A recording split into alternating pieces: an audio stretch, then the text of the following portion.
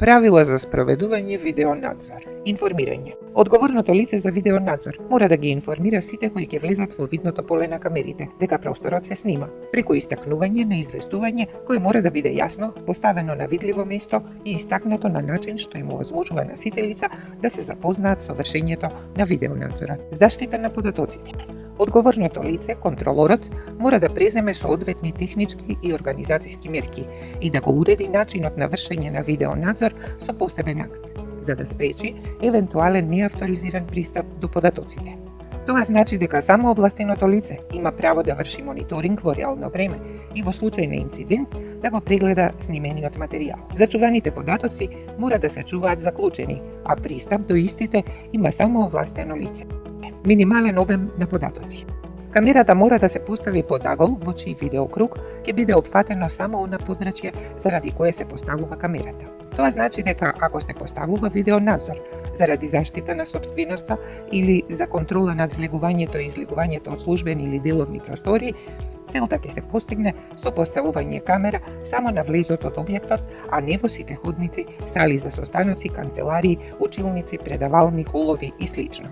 Причини за воведување видеонадзор. Видеонадзор може да се постави единствено заради заштита на животот или здравјето на луѓето, заштита на сопственоста, заштита на животот и здравјето на вработените поради природата на работата или обезбедување на контрола над влегувањето и излегувањето од службени или деловни простории само за безбедносни цели. Например, продавачот не смее да ги користи фотографиите за маркетиншки цели или за некоја друга незаконска цел. Пренесување на снимки и фотографии. Снимките не смее да се даваат на користење на други, освен ако е тоа потребно во евентуална доказна постапка. Например, продавачот не смее да ги дава на користење или да ги продава фотографиите на други лица. Чување на снимките. Снимките, согласно Законот за заштита на лични податоци, се чуваат најмногу 30 дена, освен ако со друг закон не е предвиден подолг рок, а по истекот на овој рок истите мора да се избришат.